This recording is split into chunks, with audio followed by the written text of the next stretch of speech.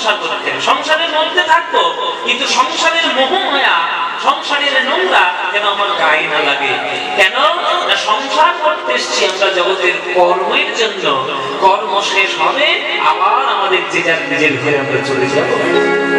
সুতরাং সেই সংসার যদি পাঁকাল মাছের মতো করতে পারি, তাহলেই কিন্তু আমরা ভগবানের চরণ পেতে পারি।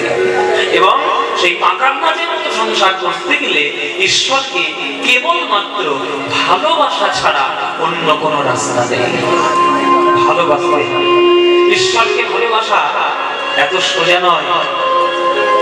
ঈশ্বরকে যে ভালোবাসবে সারা জীবন তাকে দুঃখ কষ্ট পেতেই হবে, 100% সত্যি। এখানে আপনারা যারা গান শুনছেন জেনে রাখুন, কৃষ্ণের নাম শুনতে এসেছেন, খুব ভালো কথা। যদি আনন্দ করতে হয় তাহলে ভজন টজন শুনে হাততালি দিয়ে বাড়ি যান।